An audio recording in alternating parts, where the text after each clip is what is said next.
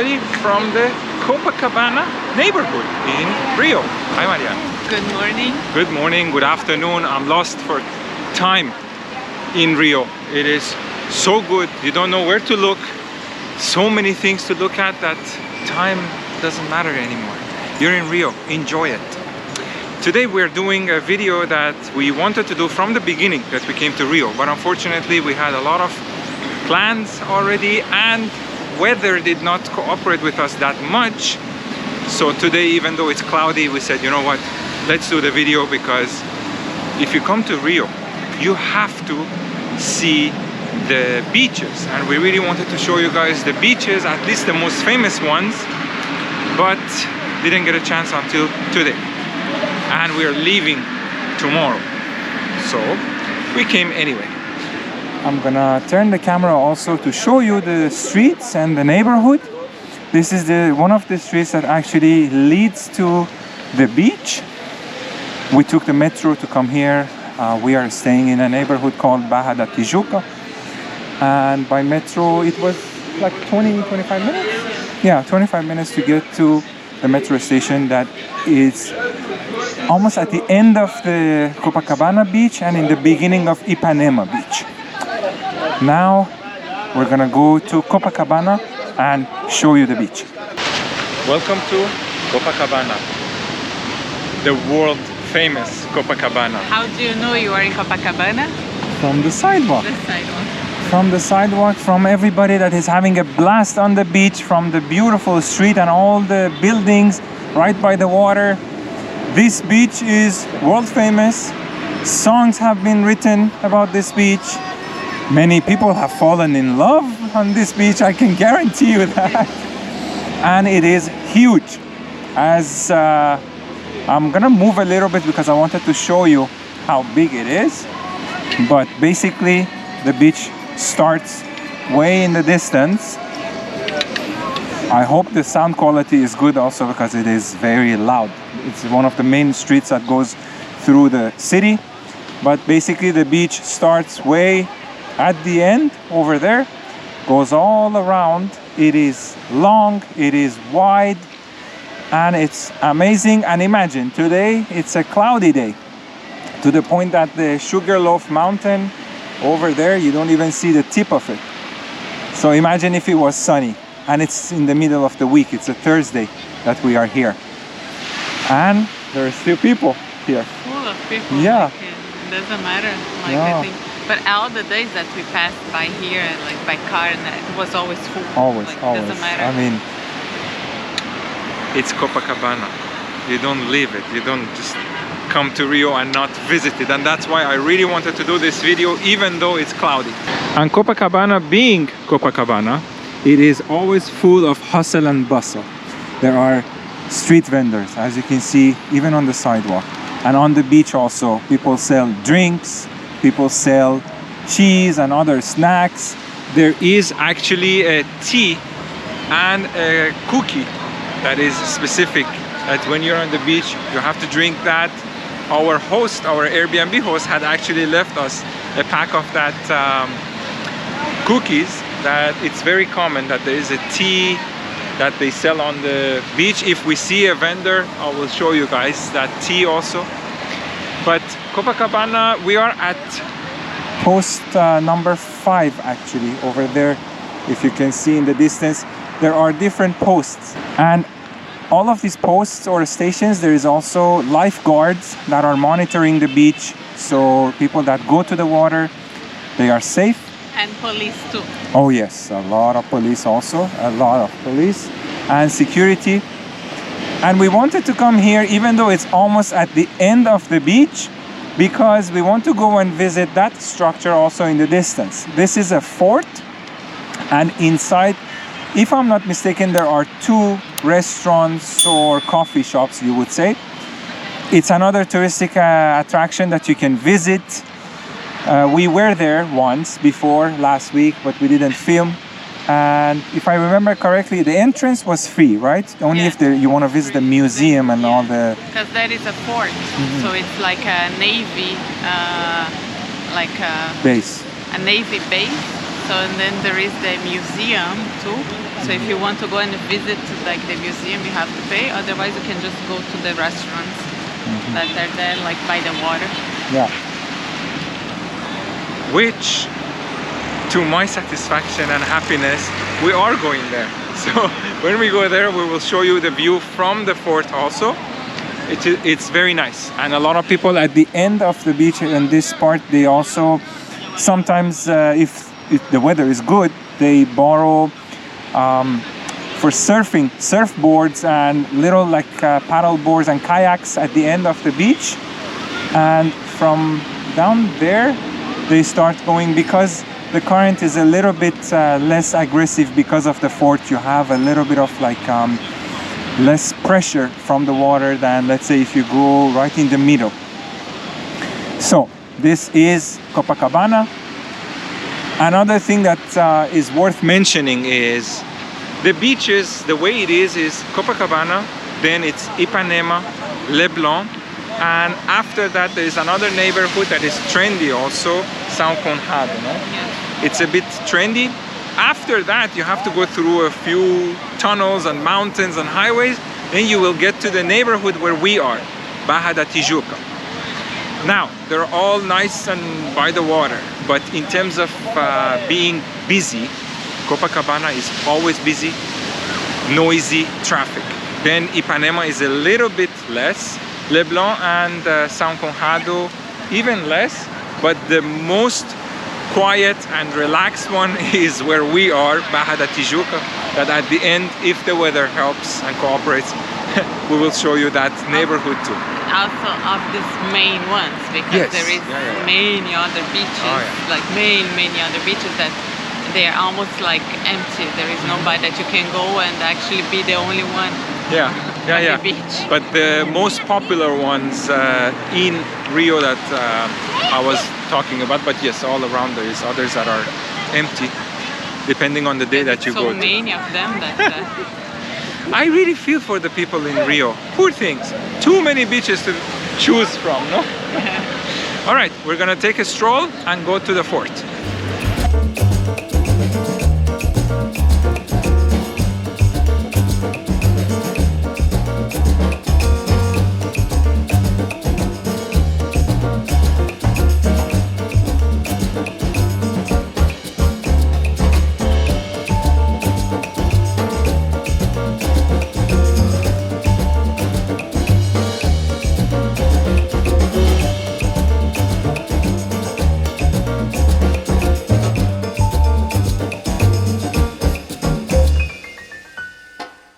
Along the beach also, as you can see, there's a wide sidewalk, street vendors and restaurants and bars.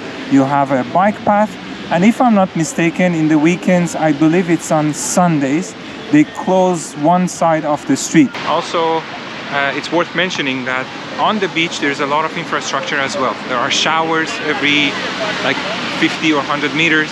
There are people that rent you the chairs and umbrellas.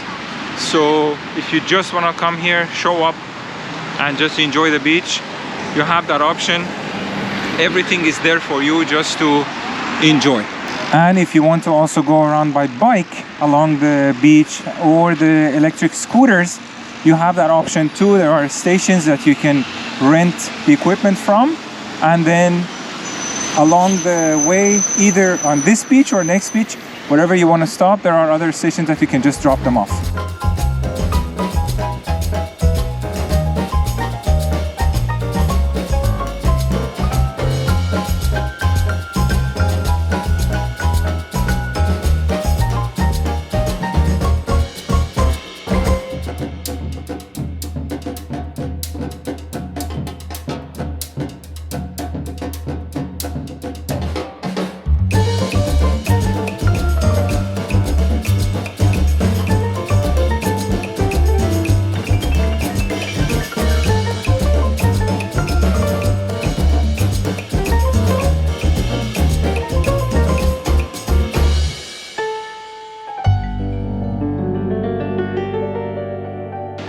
So we're now inside of the fortress, or what they call it, Forte de Copacabana.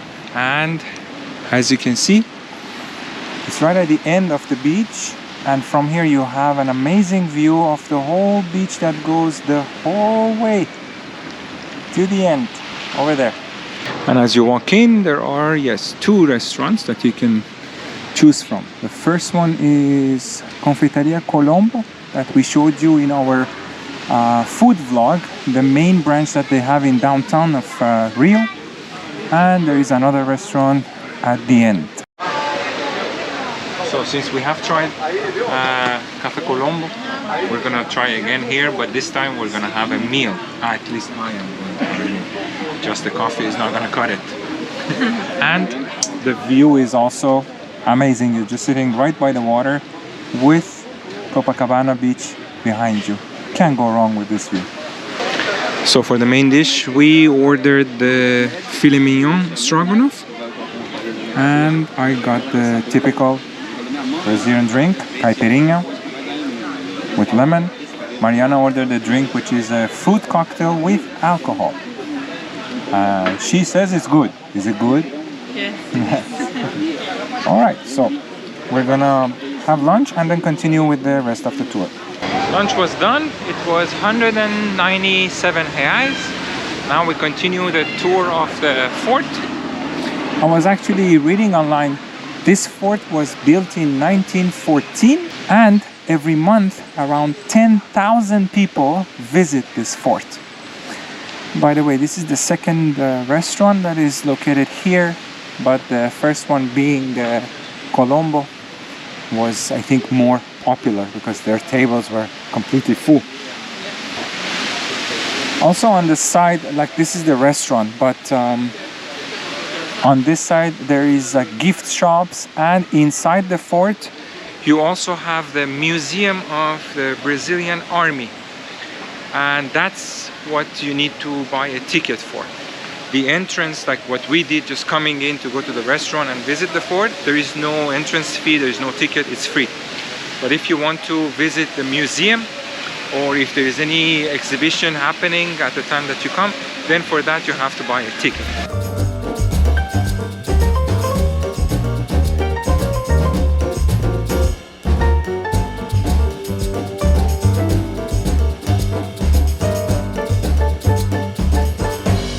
And at the end there are some stairs you can come up, and you end up on top, on the corner, and oh my god, I don't even know what to call this. Is it a cannon or some sort of a weapon for defense system? But my god, it's gigantic. It's huge, no? And you can see why they built this fort here. It is extremely strategic, this location. You have the Copacabana over there, but then you have the whole horizon here that you can see everything and control everything from here, and repel all the threats basically. Look at the size of this thing. My god, it's huge.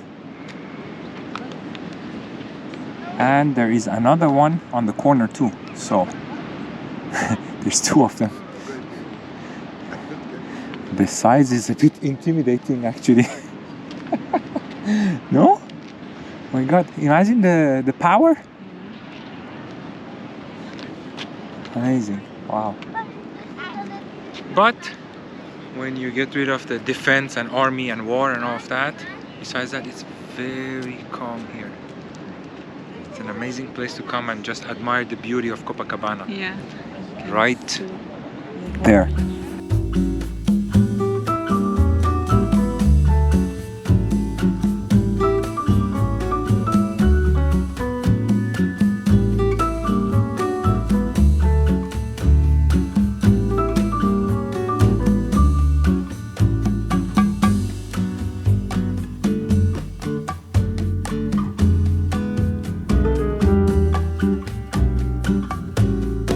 So basically the fort is located at the end of the Copacabana beach, and then from here on, behind that hill, which is where we are going next, the next beach, Ipanema, starts. Before going to Ipanema, We now came to this part, which is basically under the platform that we visited, with all the weapons and everything, and I assume this is what you put inside that weapon, which is gigantic. My God. This part also you can visit, and the visit is free. There is no entrance fee again to pay. And this seems to be all the system that controls the angle and the direction that the weapon is pointed to. And yes, these are the, I would say, what do you call it? It's not a bullet, it's not the cannons, yes, that you will put inside. And this one too, this could be like maybe a torpedo or something. I don't know, but this is incredible. Wow, I did not expect this. So the whole thing is under, and from underneath they control where to shoot, which direction, and everything. This is incredible. Wow.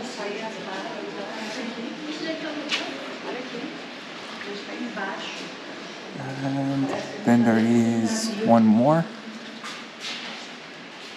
Very interesting. Oh my God. Jesus. Very interesting. I had no idea there is this section underneath that we could visit.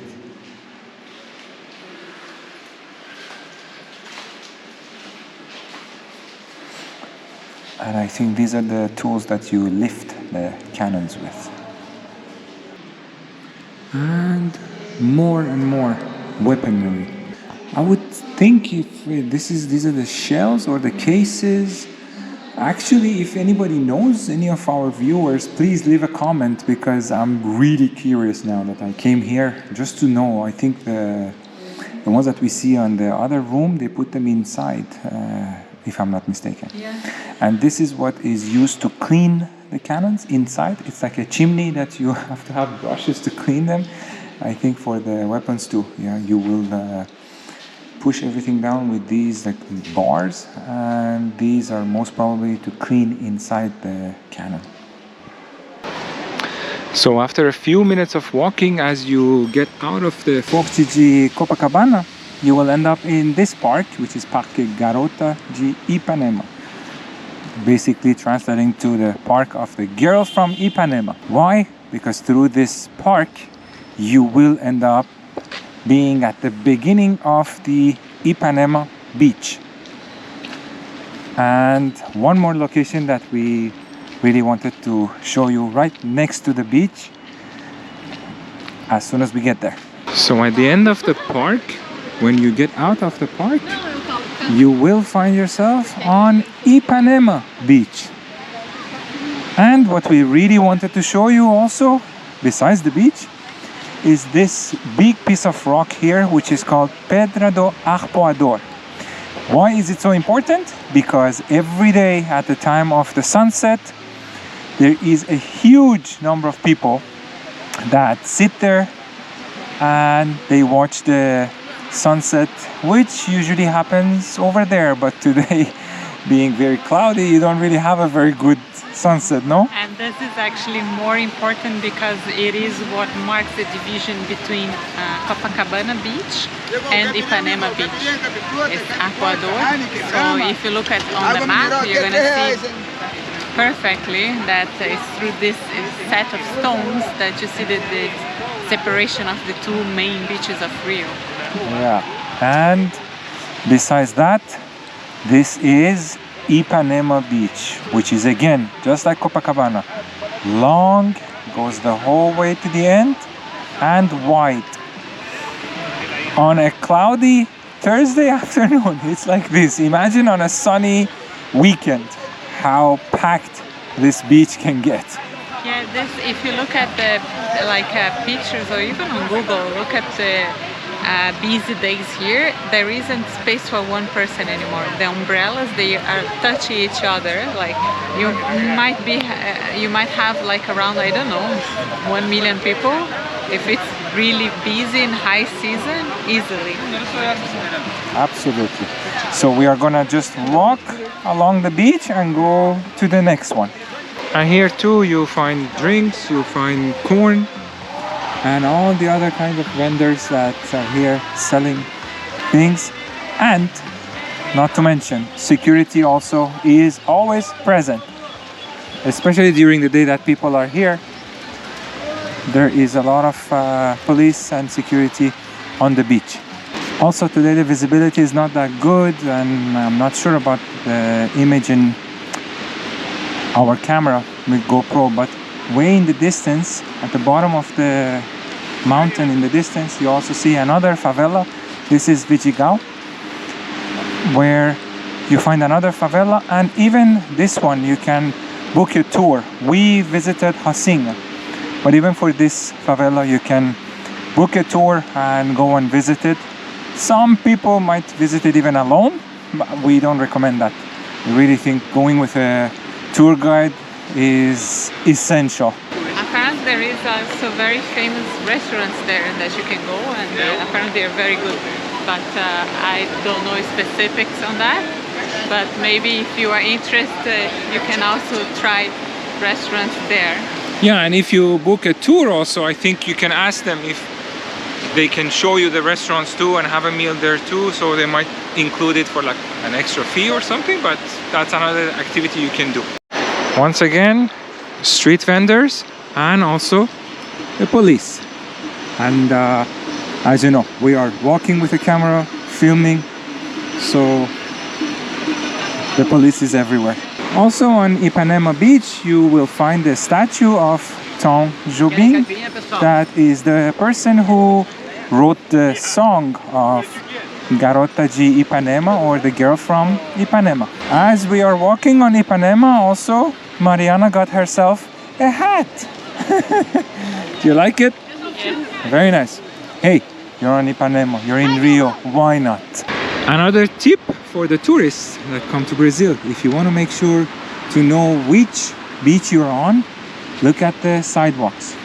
The sidewalks, the design of the tiles on the sidewalk in Copacabana is like waves.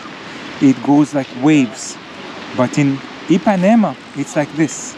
The design is different. You have circles, white and black designs, and there are circles in the middle. So this way you can distinguish, and you can make sure that, okay, I'm in Ipanema, I'm not in Copacabana.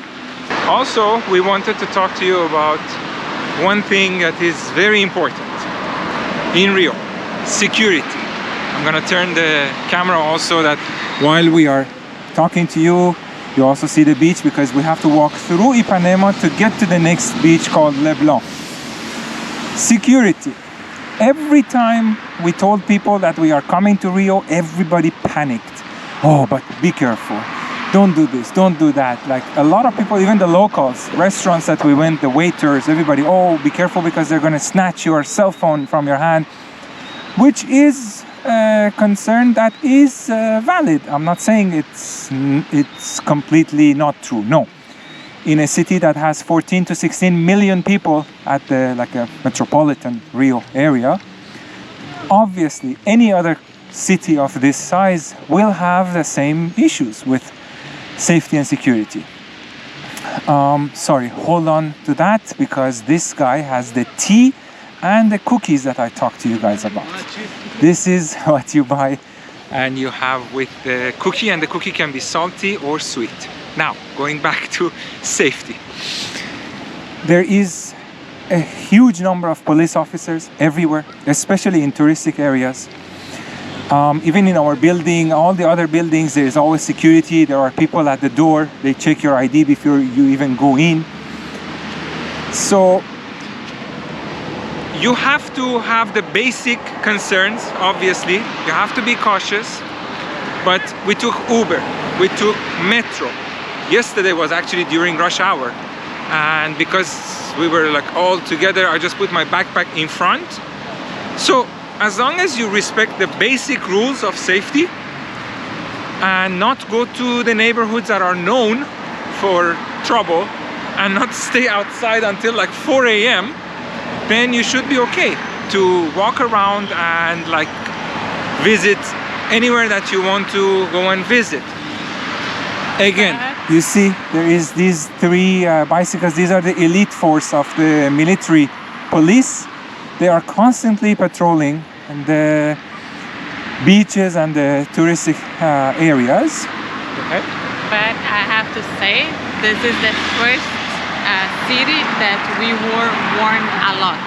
Yes. About not having like your cell phones, like be careful your cell phones, and even like locals, they're saying like, you know, you don't go out, you don't talk on the phone because people can just come, pass by and snatch like from your hands right away.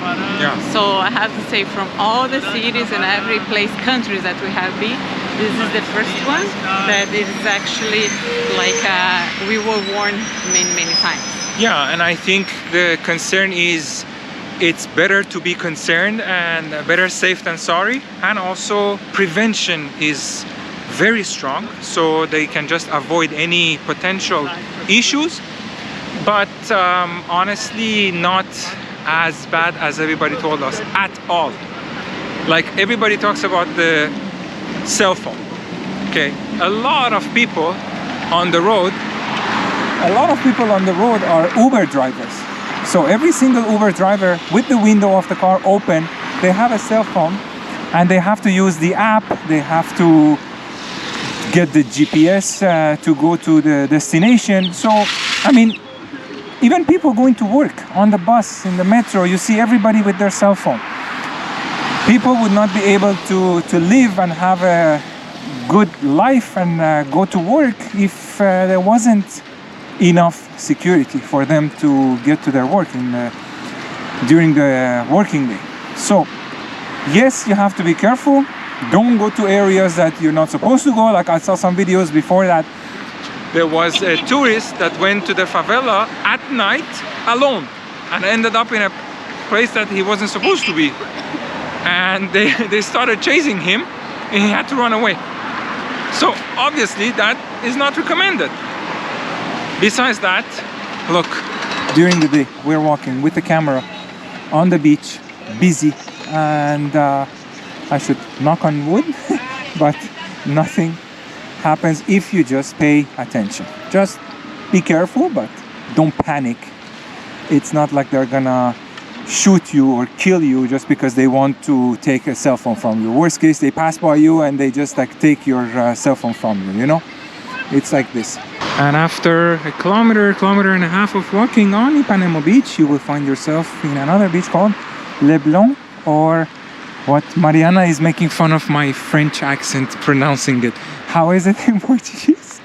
Leblon. Leblon. Okay. Because I pronounce it like in French. Leblon.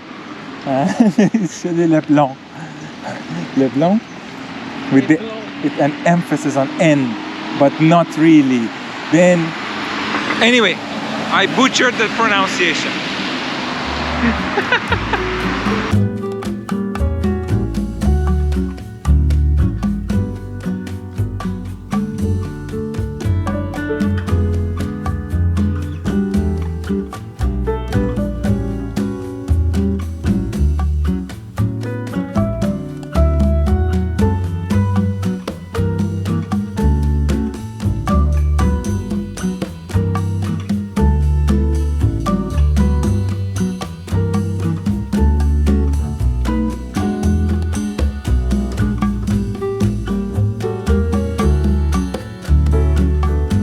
Along the beach, besides the people that sell you chairs and umbrellas, also you have a lot of beach clubs as well.